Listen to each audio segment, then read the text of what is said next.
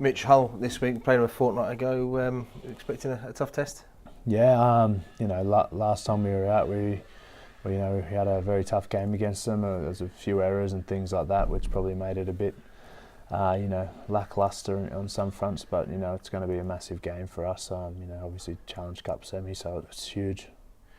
Being back involved in these big games, has it put an extra spring in the step this week? Yeah, I think so. It's it's exciting this type of year, isn't it? This time of year, sorry. Last year we were in a completely different situation, but now we're getting to play those big games, which is why you play.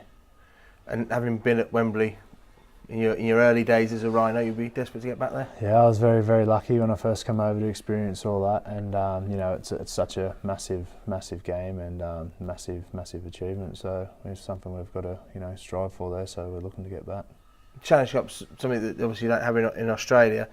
How does it feel for you playing these sort of knockout competition? Yeah, it's a great concept. I think you get to come against teams that you wouldn't normally play, and they put their best performances against us. And then now we're one win away from potentially playing at such an iconic stadium like Wembley. So it's a great concept, I think.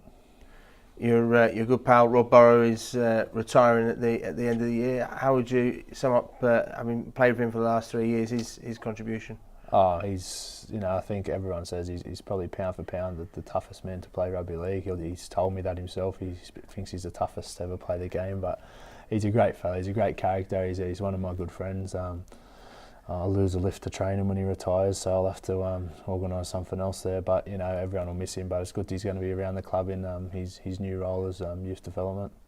Is there a sense within the guys for him and Danny to try and finish on a high for them? Yeah, I personally I think that's what they deserve, don't they? They've done such great things for this club. I've only been here for a short time, but I know that I've enjoyed playing with them off the field. They're two of the most humble people you'll meet. They're great characters and just great people in general. So I think the boys, hasn't been spoken about in particular, but I think everyone knows that they deserve to go out on a higher.